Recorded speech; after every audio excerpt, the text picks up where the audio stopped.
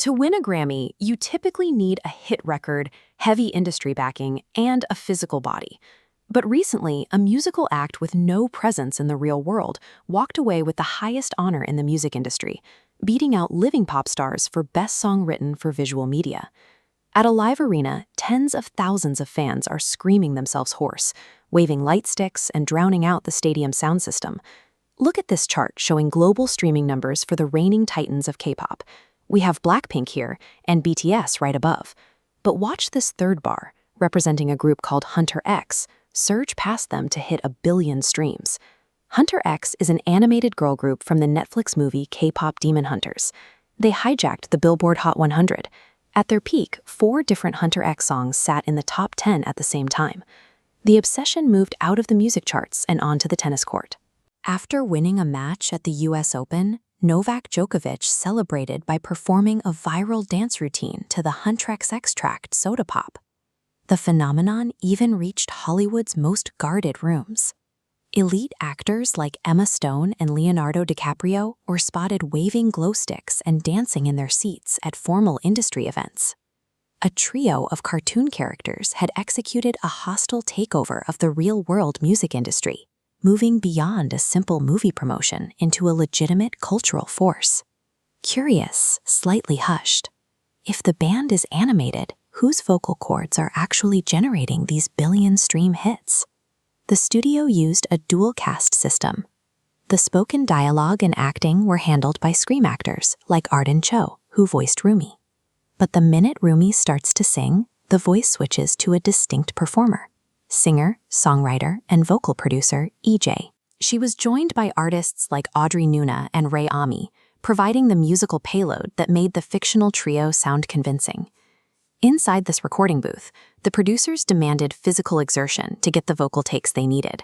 The singers were not allowed to stand still. If a scene required the animated characters to be out of breath from fighting demons, the real-world singers did burpees and shadowboxed in the booth until they were genuinely panting. The illusion works because it is anchored in biology. The studio took actual human sweat, heavy breathing, and physical exhaustion and placed it inside a digital product. That biological realism peaked with the track Golden, the song that broke the internet. Its viral trajectory was fueled by an emotional resonance that defied standard industry logic. Within the lore of the movie, the characters are taught to hide their flaws and maintain a perfect facade. But the lyrics of Golden do the opposite, urging the listener to accept their deepest faults and keep fighting through the broken pieces.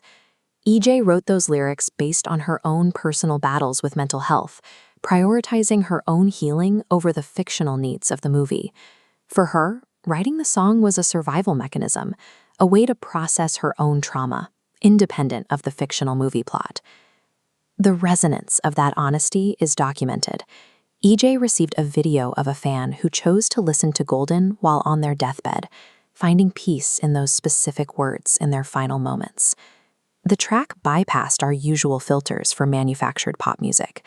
Audiences recognized and connected with real human trauma, even when it was packaged inside a cartoon. That intense emotional connection eventually spilled out of the digital realm and occupied physical space in the world's major cities. An organized fandom known as K-daehan materialized globally. Millions of real people began flooding the streets in replicas of the band's costumes, echoing lyrics from a group that does not exist. The ultimate validation of this reality breach happened on the stage of the 98th Academy Awards. The 3 vocalists stepped up to the microphone, and the most powerful elites in Hollywood abandoned the prestige of the ceremony, swinging light sticks and screaming like teenagers at a stadium tour. For decades, the music industry believed that to create mass hysteria, you have to sell a highly polished physical idol. But HUNTR proves that the packaging is a secondary concern. As long as the emotion is authentic, the world will worship an illusion.